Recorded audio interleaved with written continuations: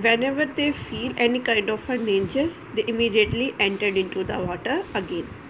The big crocodile fed mostly on fish, but also on deer and monkeys that come to drink perhaps a duck or a two. But sometimes here at the ford he fed on a pie dog. Pie dog means ill dog, parasite dog, full of parasite on a skeleton cow.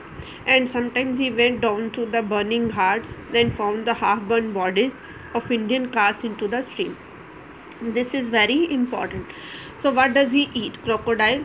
That crocodile mostly eat fish, also eat deer and monkeys who come to drink water from that river, sometimes also ducks, and sometimes parasite dogs, ill dogs, when they came there he eats them. Skeleton cows eat, he also eats skeleton cows. And when, according to Hindu religion, dead bodies are for half burnt bodies are cast into the river, so when those half bodies are there in the river, he also eat those half burnt bodies. So what does he eat? This is very important. The whole paragraph is the answer. Beside him in the shoals as he lay waiting glimmered a blue gem, and there was a crocodile, there was also a one blue bead, one blue gem. So this is the definition of that blue gem. It was not a gem though, it was a sand worn glass that had been rolling about in the water for a long time. By chance it was perforated right through the neck of a bottle, perhaps a blue bead. So what was it? It was not exactly a bead or a gem. It was a glass which was covered with the sand, or it might be a neck of a bottle. In the center of it, there was a hole which was considered as a blue bead, and it was and on that place where there was a crocodile. So this is the definition of a blue bead. In the shrill noisy voice above the fort, out of a mud house, the same color as the ground, came a little girl, a thin, straggling child dressed in an earth-colored rag. She had torn the rag into two to make it a sari, skirt and sari. So above that river there was a village made of earth, and there was a one little girl came out of his hut. Her hut. She was dressed in a earth-colored clothes. Rag means the clothes were not in a very good position, and from one cloth she had made two, one skirt and sari. Sibia is the name of the girl, eating the last of her meal, chapati wrapped round a smear of green chili, rancid butter, and she divided this also to make it seem more, and bite it, showing straight with teeth.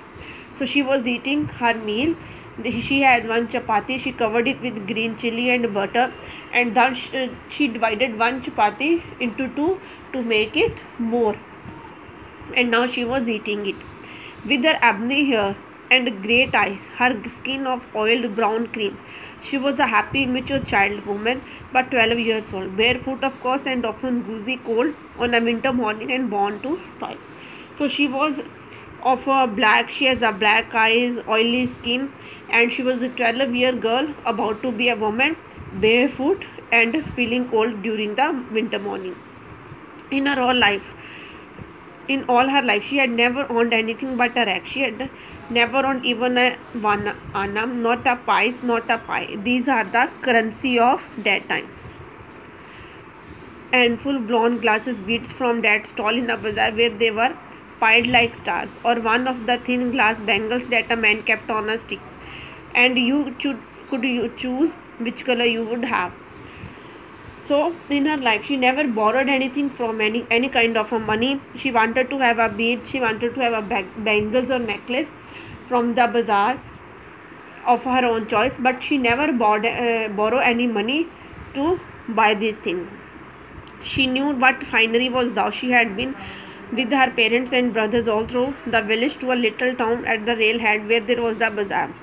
With her parents and brother, after crossing railhead, she went to the bazaar. Once she went to the bazaar, and she had walked through all the mile, people and the dogs and the monkey full of fleas, diddling, gossiping, bargaining, humanity, spitting Beetlejuice, herd of bells and scared bull clocking as he lumped along through the dust. So when she went There in the bazaar, there were so many people with whom she was walking on her way. There were dogs, there were monkeys, there were people talking about the other, backbiting, and they were spitting a beetle juice, and there were bulls whose bull bell was, there was a noise of the bull bell when they walked. These were the things which she saw when while going to the bazaar market. She had paused amazed before a sweet stall to gaze at the brilliant honey confections abuzz with dust flies. When she went to bazaar, first she stopped on a meat stall where sweet dishes were kept. There was the honey, the buzz of the flies on the honey. They smelled wonderful above the smells of drain and humanitarian cheap cigarette.